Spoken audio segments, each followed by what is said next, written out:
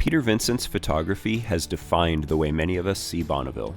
I had to make a decision. Was I going to photograph or was I going to race? Was I going to photograph or was I going to build cars? And photography has been my ultimate passion my whole life. I chose photography. Welcome to What Moves You, a Speedway Motors podcast where we tell the stories behind the cars and the people who build and drive them. I'm Joe McCullough, and today Peter Vincent joins us. In a time when fine art photographers didn't believe that images of cars could be art, Peter's photography of American hot rods in Bonneville proved them wrong.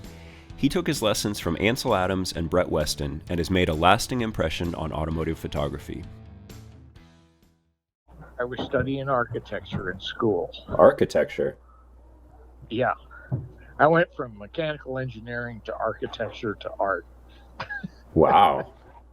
And I picked up a popular photography that dealt with all black and white photographers. Right. Paul Strand and Stieglitz and Adams and Weston and Win Bullock. And I decided right then that afternoon that I was going to be a photographer. And so how old were you then? I was in my 20s. So what was it about that book and those photographers? What was it that changed the course of your life? Their imagery and between the formalism and the beauty and the pure truth of black and white, I was hooked. I mean, I don't know. It's one of those moments that just hit you. And you just go with it. Yeah. For that period on, I was almost finished with an architecture degree, so I finished that. And I jumped into photography, and I drove down to Carmel, spent some time down there, and learned. I met Ansel Adams and Brett Weston and Morley Bear and Win Bullock, and I learned just by being around these people. And I have to ask, because you had mentioned those names in a previous conversation that we had. You don't just walk up to Ansel Adams and shake his hand and say, hi, I want to learn photography from you. How did you pull that off? I took a workshop. Oh, okay. And I got to meet them all, and I got to know them all. And I had an aunt and uncle that lived in Monterey, so I was able to stay there for a while. And I just kind of hung around and, just learned what I could by being around people. The other important ingredient to certainly our conversation here is cars. How did that all get started for you? I grew up in California. That's all there is to it. I was standing on a corner in the 5th grade, and a chopped, dropped, half-finished Merc pulled up to the corner. Mm-hmm. And it just blew my mind. It just blew me away. I mean, this is you're talking 1955. Mm-hmm. And I'd never seen one before. We just moved from Chicago.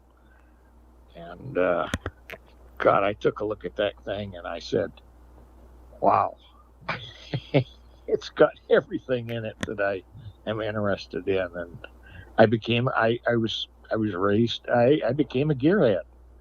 I've raced cars, and I've been around cars and bikes all my life. So it melded, and trying to get the two to work together, the photography and the automotive stuff to work together everybody kept telling me that you can't do fine art photography of cars.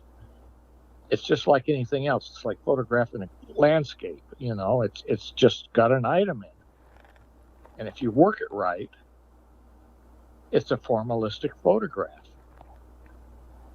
I suppose you could make an argument that a chopped Merc, where you've made design decisions to make the car look the way that you want it to, isn't a whole lot different than some of the other stuff that you're talking about seeing in architecture or in a photographic print. Exactly. Well, this Merc pulled up next to the intersection, and I was on junior traffic patrol, and it had a chop top on it. You couldn't see the driver. Mm-hmm. It was lowered, right? It was down on the ground. It had primer spots all over it where the headlights had been Frenched and had been nosed and decked, and the bumper was smooth on the front, and it had no grill. And it was just cool. Had Olds Fiesta hubcaps and lake pipes. And I went nuts with it. And the idea, I'll tell you what really attracted me to it. It was in the act of creation. Uh-huh. Now, a finished 51 Merc convertible. It was a well-known show car, pulled up the next week. And it didn't affect me as much as this 49 Merc. Mm-hmm. Because it was finished. It was completely done. Had a Carson top chopped, candy apple red lowered. It's a show car. Mm-hmm.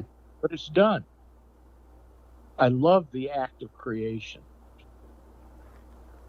I think that there are a lot of car builders who can really relate to that. And I can relate to it from, I went to art school and I was trying in my drawing classes to make these really pristine. I was drawing with a mechanical pencil. And I'll never forget when one of my professors walked over, pulled the pencil out of my hand, and handed me a lump of charcoal. And she said, I want to see signs of a struggle here. I don't want to see a perfected, finished drawing. And I've always remembered that, and I've applied that to some of the cars that I've built since then. And that in a lot of them, there's really signs of a struggle. Well, that's the same thing I learned in architecture, doing architectural drawings. I was using rapidograph pens to really fine line everything, and finally I switched to pencil and started sketching in areas and stuff. And boy, I tell you, it changed my viewpoint about architecture. And I don't know. I've learned from everything. Everything that I've ever been through in my life has become part of my artwork. The architecture was a big 3-dimensional training period. Mm-hmm. And I loved it. I love architecture to this day. But the art of architecture, I don't like cinder block jailhouse buildings and Mm-hmm. Stuff like that, but stuff that has some creativity in it. Well, so how did you talked about getting some pushback when you started trying to combine the cars and the fine art. Do you remember when did it occur to you that was something that you were going to do, and then what happened? Yeah, I remember distinctly. I had friends of mine who were fine art photographers saying, you can't photograph cars and make them fine art. You can photograph anything. If you can photograph a building and make it fine art, Mm-hmm. first, why can't you photograph a car? A car is just a car. It's a form. And I got into some arguments with people about it, and non-formal arguments. Mm-hmm. I proved them what I think is wrong. Okay. What was your first published photo book? I think it was called The American Hot Rod. Okay, so that's the one that I remember. That's the one that I remember picking up when I was first getting into hot rods 20 or so years ago, picking up that book and just having my mind blown by the cars and the way that they were photographed, because that was at the time when I was also in art school. So how did that book come to be? What was the genesis of that project? I kept talking to publishers. I mean, the whole secret is to finally get somebody who will take care of the publishing. Mm-hmm. I mean, to do a book is an expensive venture. It's a $50,000 venture to have it printed and bound and all that sort of stuff. And I started talking to somebody at Motor Books International, and I sent them a lot of my work. And they realized, I dealt with a guy back there that realized what I was doing was beyond magazine work. Mm-hmm. And he gave me a $10,000 advance on that book to work on it. And I was just blown away. I can't tell you how much that meant. It validated so much in my life that I just took off and I just said, the hell with it. Let's just do this. So had you already started taking some of those photos that appeared in the book? Okay. Yeah, I had. I've been going to Bonneville, and I've been visiting car gatherings on the West Coast, which I got tired of really fast. Uh-huh. I met a group of people, hot rodders, that were down in LA that were all 60s hot rodders. In fact, the cover of my second book is Billy Vinther's 34 Ford, orange 34 Ford, and that's an incredible car. It's it's dialed in, and I've ridden down the freeway in it, and boy, I tell you, there's nothing like riding in a car like that compared to all the other regular cars on the road. And you're talking about a pretty famous car. And, that's kind of the thing with that book is that a lot of those cars were really well-known, legendary hot rods that then you were sort of presenting in this fine art context.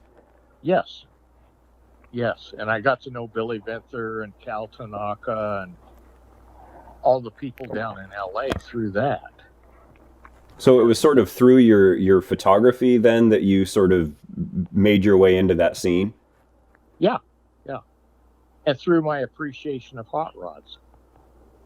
I look at the aesthetic of something. I bought a bike on eBay just because of the aesthetic of the bike. Mm-hmm. I bought it because I thought it was an art piece. Mm-hmm. And that's kind of where I come from, is if I buy something, it's an art piece. But it's functional. And I rode the hell out of it. Yeah.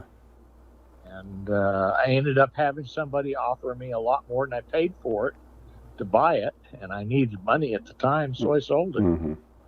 And then he completely redid it. He turned it into something that I looked at, and he said, it's not what it was. Yeah. It doesn't look the same. It doesn't have that gritty on the edge look. Yeah. I mean, he smoothed it out, turned it into a real pretty bike. I think that's one of the things that, when I was looking at that book, I was still kind of figuring out what a hot rod meant. And an awful lot of those cars in that book kind of have that aesthetic that you're describing, kind of bare bones, just full tilt hot rods with nothing there that doesn't need to be there. And that really kind of informed then my idea of what a hot rod meant. And I'm trying to remember, were the first two Rolling Bones coupes in that book? No, they were in the second. Okay. That somewhere around that time you met Ken and Keith, the Rolling Bones guys. How did you get to know them? I had a shoot set up with Mark Morton when he was running Hop Up magazine. Mm-hmm. And we had coupes out on the desert of El Mirage. And Ken and Keith drove all the way out from New York to be part of that shoot. Really? And I was blown away.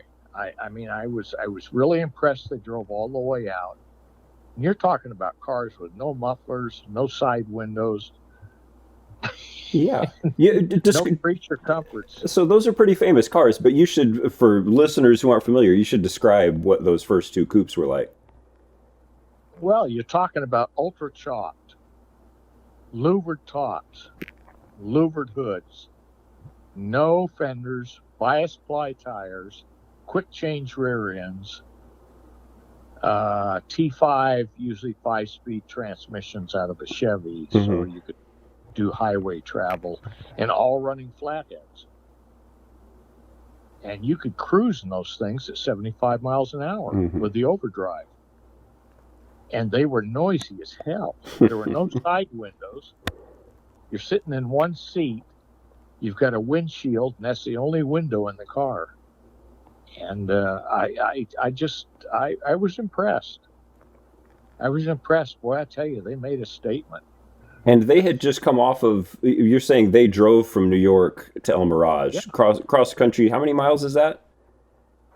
It's a 5-day drive. Yeah.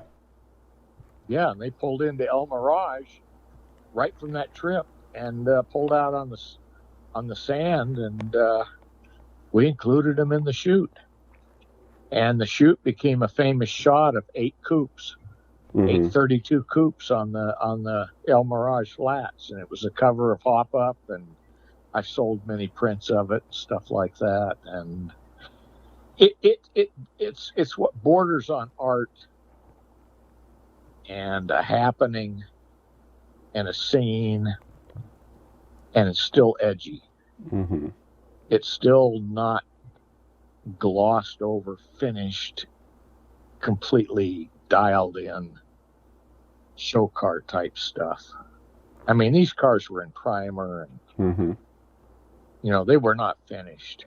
I drove one across country. Believe me, you had to drive them. So that's another thing. So I'm going to, here as we're recording this, it's August 1st, and just this morning those guys came through on their way to Bonneville, and we happened to be here in Lincoln right off of Interstate 80, and so I caught a tip that they were on their way through, and I positioned myself there alongside the interstate so that I could intercept them. And I've seen them going down the road before, but there is something about seeing these ultra chopped, wicked, traditional 32 Fords, and they had some other guys with them with 40 Ford coupes and other things, but something about seeing those going down the interstate that I don't care how many times you see it, it makes your heart race. Well, you're talking about primered cars. You're not talking about show cars. Yeah. They're loud. They have straight pipes. They got quick change rear ends. I mean, these cars were really something. I mean, I was quite blown away by them. They were so raw and unfinished that I loved them. So how did you get to fall in with those guys to the point that they were letting you drive cross country with them? Because they came all the way out to California to take part of a shoot I was doing. I just got to know them. I said, I respect what you guys did. I understand what you did because I've driven these things enough to know what it's like to drive cross country. I made times where I flew back to New York and drove out with them to Bonneville. Mm-hmm. And Keith turned his car into a race car. And Ken's car was the one I drove. And it was just fascinating. The only thing he didn't have is he didn't have any rear view mirrors. And it's chopped like 6 inches, which in a 32.3 window is just an insane amount. Yeah. And you're driving on a freeway and you're trying to change lanes and you can't see anything. So I bought 2 peak mirrors to hang on the front doors of that car so I could see down the side windows so I could drive in California. Mm-hmm. And he took them off as soon as I got there. He said he didn't like them. And I said, well, look, I tell you what, they saved my ass a couple of times, so they were worth it. And those guys, they built good cars. You had to drive them. Mm-hmm. I mean, they didn't drive. If you take a car driven, crafted by Pete Eastwood versus the Rolling Bones back there, Pete Eastwood's car, you could take your hand off the wheel and it would go straight down the road. Mm-hmm. These cars had bump steer and all kinds of stuff in them. You had to drive them. You had to keep your hand on the wheel all the time. Mm-hmm. And it kind of added to the mystique of being in those cars and driving them. Yeah. And you're sitting way down low. And there was a little hole where the windshield wiper was supposed to be put. Mm-hmm. And that's what I would look through to look at the traffic light to see if I could go. About 30 years ago, Peter Vincent went to Bonneville for the first time, camera in hand. The photographs he captured have become iconic images of some of the most famous hot rods and race cars in the world. You're responsible for a lot of the famous photos of those cars that we're all familiar with at Bonneville. And that makes me wonder, when was the first time you went to Bonneville? Oh, boy. Or you're asking for a memory thing. I would say 1989, 1990, 1991, sometime around then. Okay. Do you remember if you don't remember the year, you have to remember the sort of the moment that you stepped out onto the salt for the first time, right? Oh, yeah, I remember the moment. I was driving a lowered Camaro with louvers in the hood, and it was slammed in the front, and it was low in the back. And it was a 71 Rally Sport with a fairly potent engine in it and everything. It was not a hot rod. It was more of a Trans Am type car. And the first people I met at Bonneville were Dennis and Debbie Kyle and their 32 Ford that their license plate says Stroker. Mm-hmm. It's an orange 32 Ford Roadster that is just unbelievably beautiful. I mean, also a pretty famous car. Also a pretty famous car, and they pulled up next to me because they liked the Camaro, and that's where I met them. You know, I just started meeting people, and just from one person went to the other. It turns out he knew Billy Vinther and Paul Boz and Danny Brewer and a lot of guys down on the West Coast, and Cal Tanaka. I mean, he was friends with all these guys, so we ended up getting together with all these guys, and you know, for dinner. And you're talking about some guys that lived on the edge. But I'll tell you what, you get Lucky Fred and Cal Tanaka together, and if they're drinking beer, you're going to have a hell of a night. Cal Tanaka's 33 coupe, that black 3-window. Mm-hmm. I mean, it's dropped so low, the front end's been banged on the pavement, stuff like that. And it's been kind of fixed and stuff like that, but it's a beautiful car. It's an incredible car. It's a real hot rod. Mm-hmm. What made you want to go to Bonneville in the first place? Other than just was it just the reverence for the place and wanting to check it out? Bonneville to me was like the absolute background. Oh yeah, it's hard to take a bad photograph at Bonneville.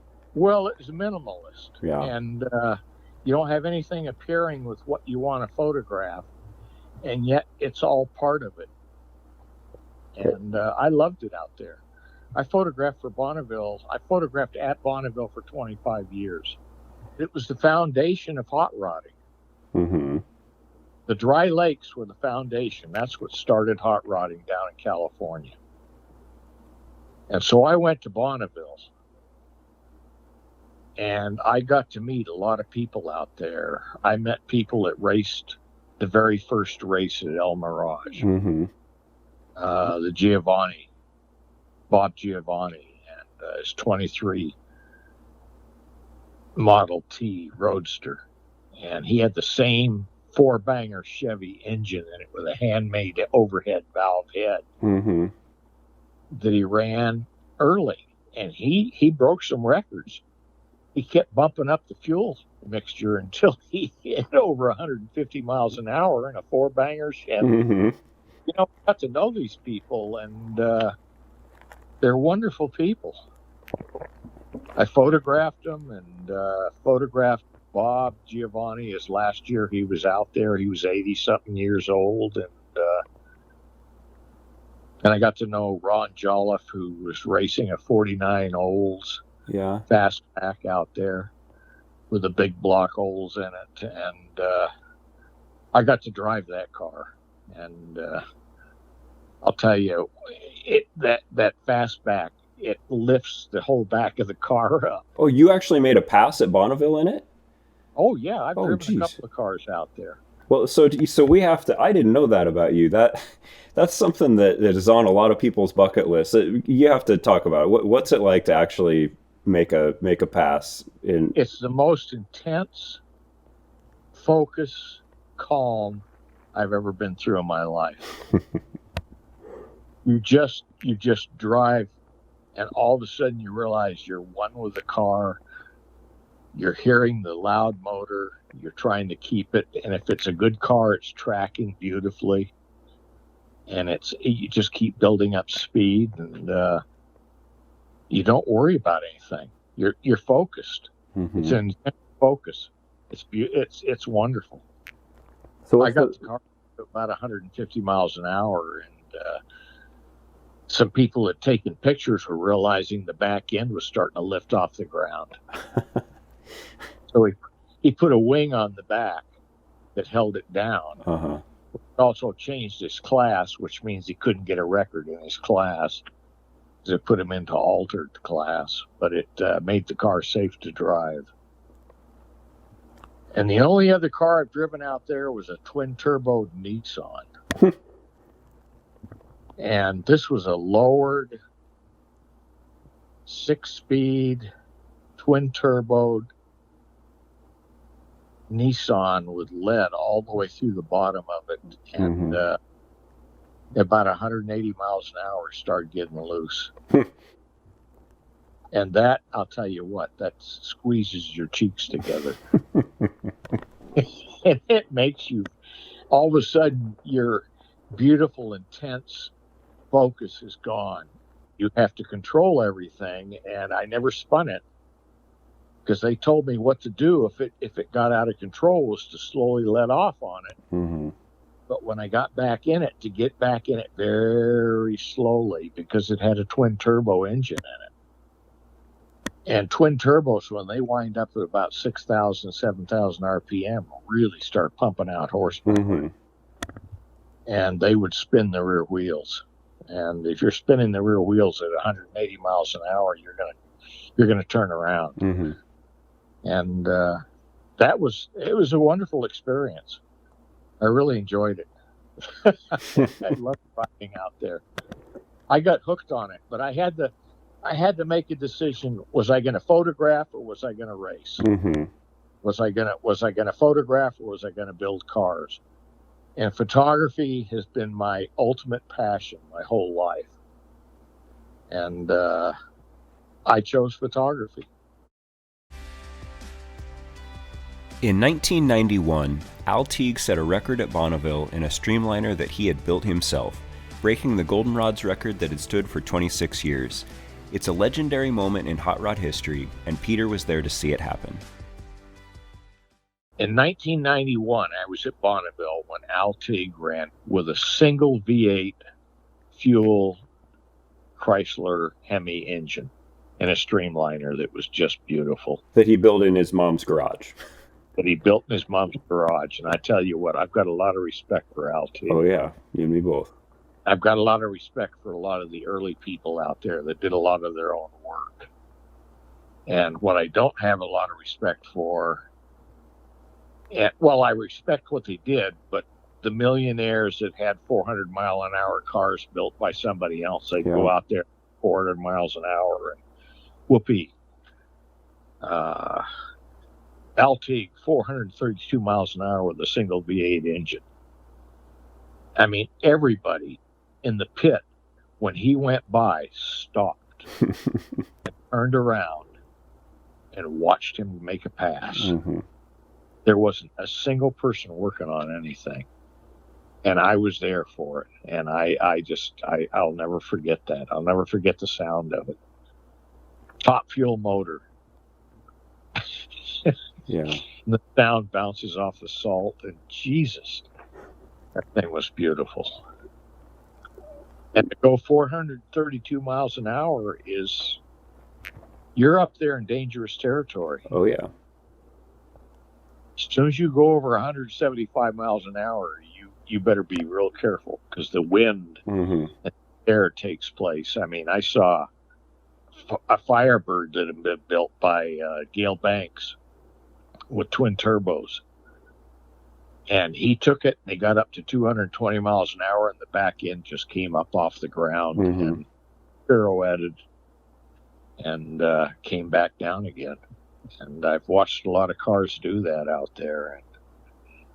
And the wind above 175 miles an hour, really, you need to have the aerodynamics dead on. Yeah. I haven't been to Bonneville since 2016. I bought the 15-ounce race car, 15-ounce coupe, and took it out to Bonneville. I was there. I saw it. Well, it took me 3 years to get it out on the salt. Okay, so when I saw it, it was parked at the Nugget in the parking lot, so I must not have been there the year that you actually rolled it out. Yeah, that was 2014 and 2015. Okay. And then 2016, it finally dried out enough to take it out on the trailer, unload it, shoot it into sunset. And How did that feel? I mean, you have this legendary fuel coupe with, I mean, and again, if you don't know what we're talking about, a big gnarly chop on a 30, 34, 33? it's actually on a 33 frame, but it's got a 34 grill on it. Okay. And it had a Hemi in it. It had the pipes sticking out the side, and I had a hell of a time getting it on and off the trailer with that. And I had to do special ramps just to be able to unload it and load it and get a 10,000-pound winch that would pull it over the ramps. And I loved having it out there. I called it Slicks on the Salt. I mean, it was not a Bonneville car. It was a total drag car. It was just, it was a top fuel coupe. So how did that feel to have your own historic drag car out there on the salt running under its own power? I loved it. I really had a lot of fun photographing it. And, loaded it back on the trailer, and I was very careful to keep the salt off because, God, it had magnesium wheels, and all magnesium underneath it. And magnesium and salt is just a no-no. You don't mix them. The salt rots the magnesium right away. And I had a great time.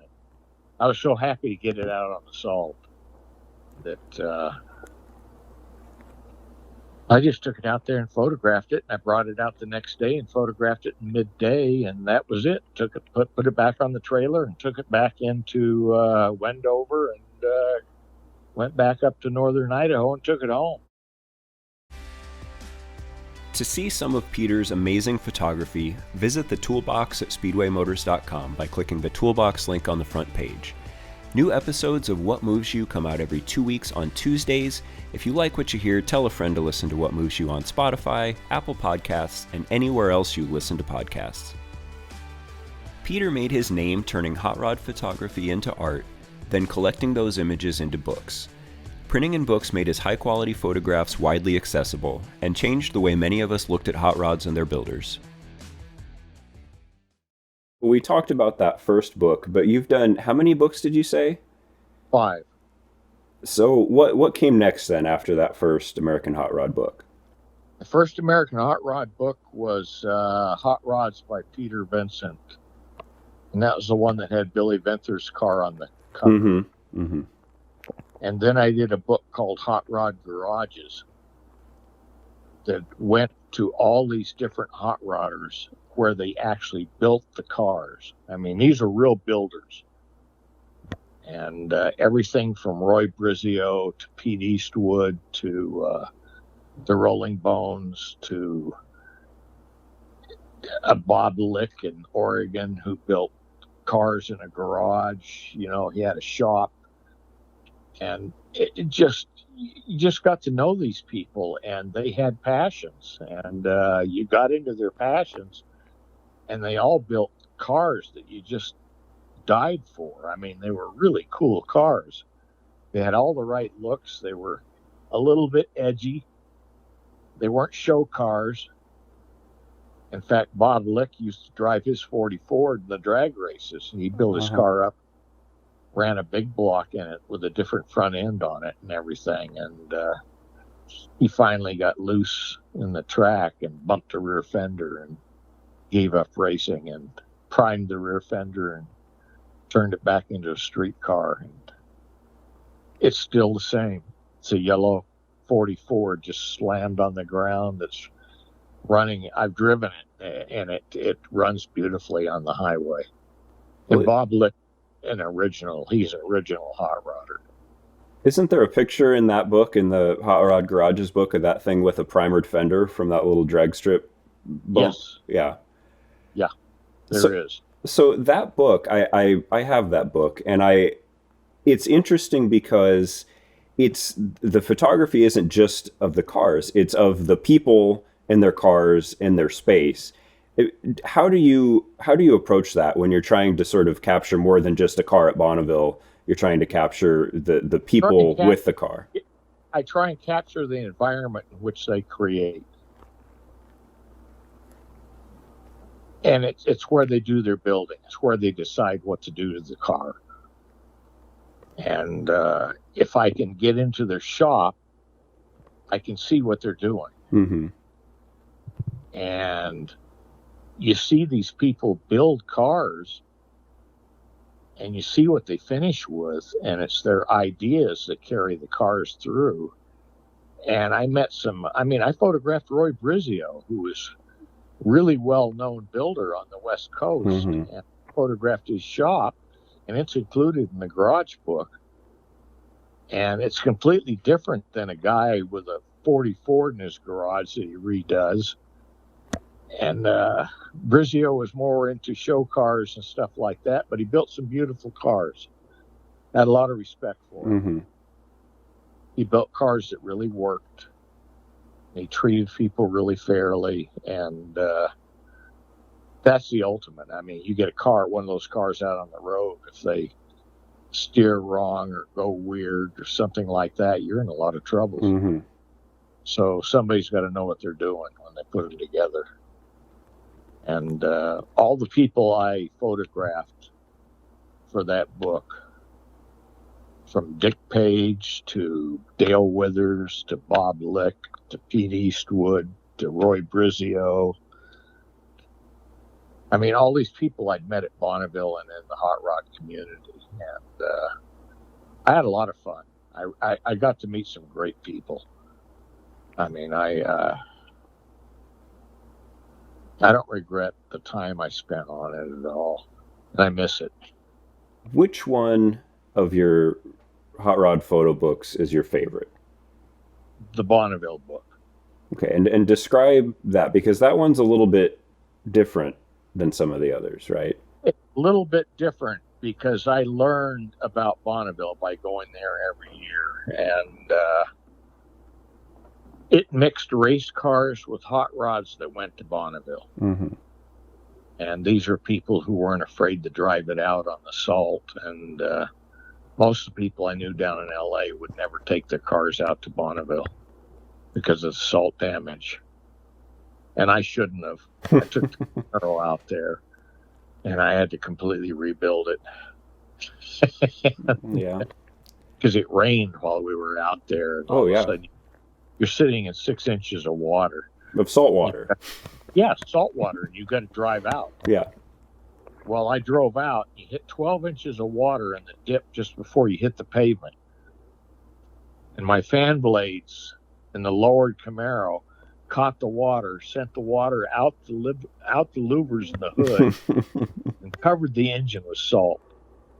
And I went back and I drove into town, and I drove out by the wash facility. They had one wash place for cars in Wendover, and they had a line that was 3 miles long. I just drove back to the hotel and parked the car and, said I'll get it the next morning. And God, I lifted the hood the next morning. It was just all white. Mm-hmm. And I screwed up a good Camaro. But you have a great story to tell. I wouldn't have missed it for the world. I got pictures of it out there, and I rebuilt the car completely. Brakes, clutch, drivetrain, body, you name it. It's completely redone. And I learned a lot about Trans Am racing in the meantime. Mm-hmm. I learned what to do to the suspension to make that thing track. Mm-hmm. And essentially, you lower the front end a little bit. You put a huge sway bar on it, and a huge sway bar on the back end, to which I had to weld in 1/2-inch plates to hold the sway bar steady because it pulled out the trunk. The first corner I went around, it just snapped right out of the trunk. It just pulled the bolts through the trunk. Mm-hmm. But you had to have good solid steel back there. And 8-inch wheels in the back and 7-inch in the front, and lowered down, and sticky rubber. and positive traction and lots of power, Doug Nash 5-speed and scatter shield and all that sort of stuff, and autometer gauges in the dash, and you had a race car. When asked about his favorite car that he's had, Peter gave a surprising answer. Instead of the legendary 15-ounce fuel coupe, he told a story about his beloved Camaro. God, I had fun. I mean, it was a fun car to drive. I mean, you could drive it like a race car. What I learned from this race car builder was you find a WS6 SD Trans Am. Mm-hmm. Now, the guy who built race cars down in Monterey was the guy who designed that car. And it had special steering box in it, special sway bars, and a few other things that made the thing right. So I found a WS6 SD Trans Am and pulled out the steering box, pulled off the sway bars, and lowered the Camaro down and made it raceable. Mm-hmm. You could take that car out and you could race it. And I put 2 great big European driving lights in the grill. Oh, yeah. Which just made the thing. I mean, they were illegal as hell, but boy, and they would light up the highway. I mean, Yeah. these were real European rally lights. They were 7 inches across, and boy, I tell you, I had a rally sport, so they fit in the grill perfectly. Mm-hmm. I have the only Camaro of 71, 70 vintage that had louvers in the hood. Mm-hmm. I split the hood and louvered the hood when I was down in Colorado. Yeah. You know, it's kind of half hot rod and half race car. Yeah. And I love that car. So looking back on, you've mentioned several. What is your favorite car that you've ever owned? The Camaro. Really? Yeah. I had that car longer than any car I've ever owned. I bought it before my son was born, and my son now owns it. Oh, really? Yeah, he's 40 years old, and he has the car parked in a garage. And I sold it to him. He grew up with it. He grew up in it. He grew up with it changing. And I was going to sell it, and I had it. It was worth quite a bit of money because of what was in it. Mm-hmm. And I called up my son, and I said, "Look, do you want the Camaro?" And he said, "God, yes."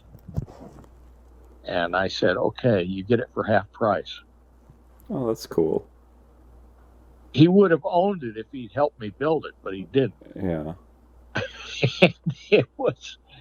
And he paid for it. He's still paying for it.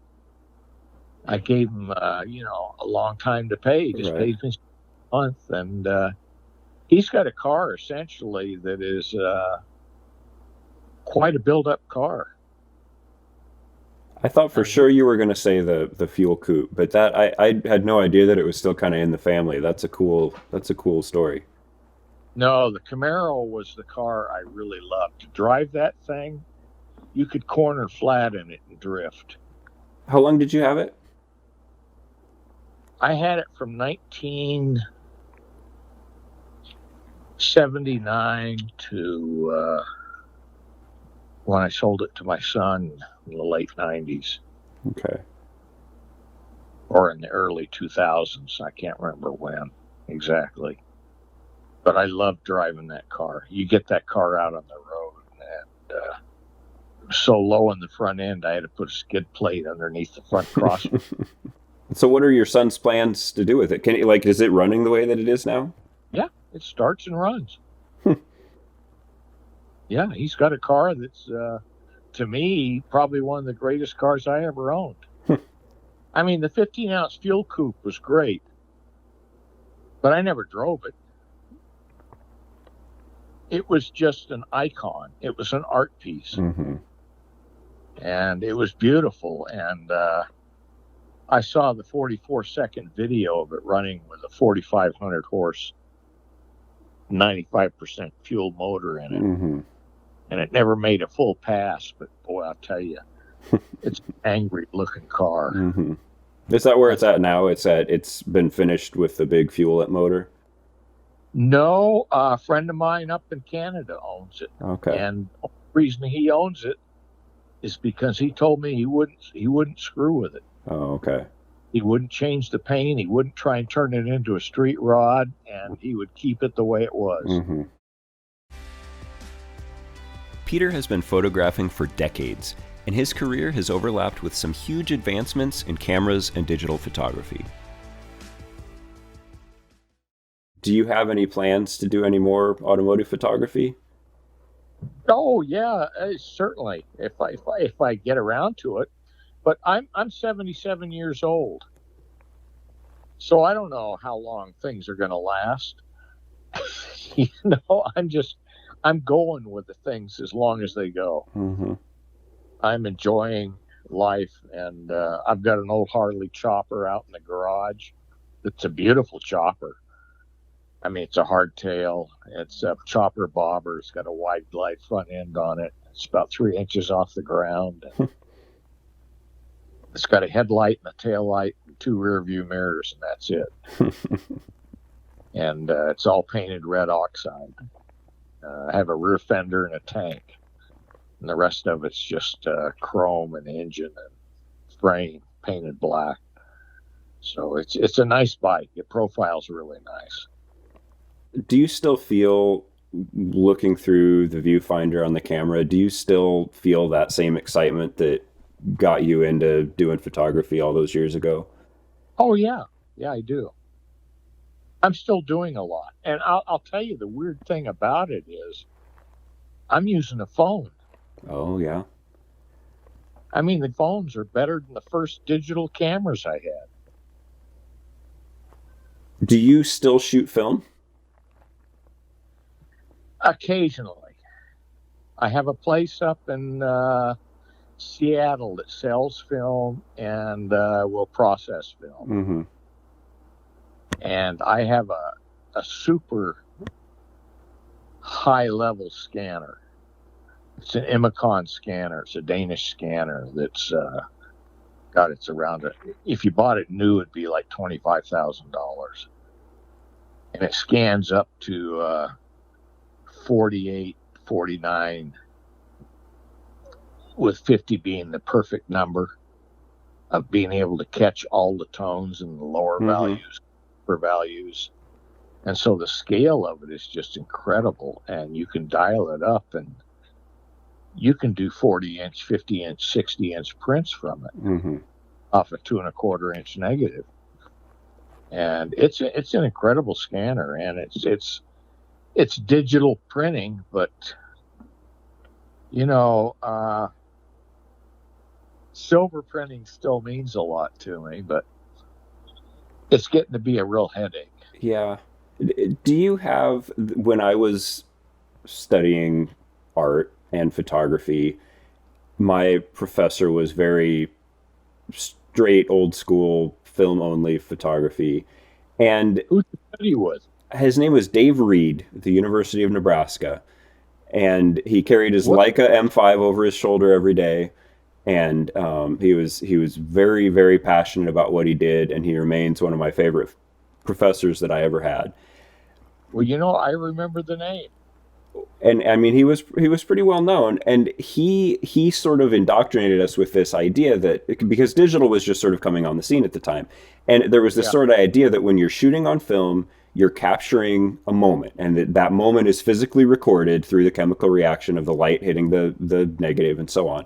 And digital just didn't hold that same romance for him. It was turning that moment where the light hit the sensor into a bunch of little digital bleeps and bloops. And that was a really fundamental difference for him. Do you still feel that? I agree with it.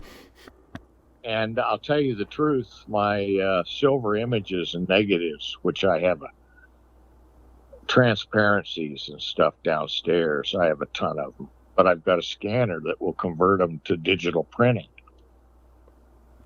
And I use this and I digitally print them.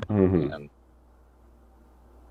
as long as I'm coming off, it took me 2 years to learn how to do black and white. Yeah. because it's the hardest one to photograph in a digital, and it's actually a 4-color black and white. Mm-hmm. You mix and match the tones going into it, and you added just enough of this and just enough of that to make it work. And Peter DeLorey and I were bouncing back and forth talking about how are we going to get these things to look like silver prints? How we get them to match a silver image? And we finally got it. And can that process, is that visible in any of these automotive books that we're talking about? God, I'm trying to think. By the time I got to the Rolling Bones book, I was probably using digital. Okay. And digital, to me, made everybody a photographer. Mm-hmm. And, it's okay. I don't, it's no big deal, but it is a big deal because I could no longer make a living off doing photography. Do you, as someone who has spent your life taking photographs, do you worry about what that means for the future?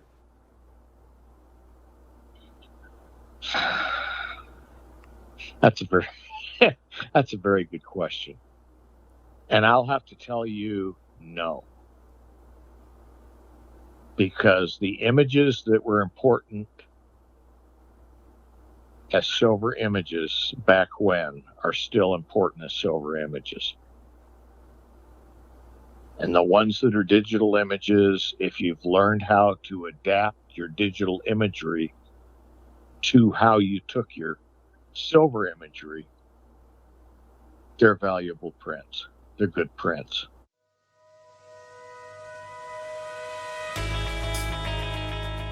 Thanks to Peter Vincent for being our guest today, and thanks to all of you for listening to What Moves You, a Speedway Motors podcast. Find the pictures we talked about on the toolbox at speedwaymotors.com, email the podcast at podcast@speedwaymotors.com, and if you like what you heard, tell a friend where to find us. Thanks for listening, and we'll see you in 2 weeks.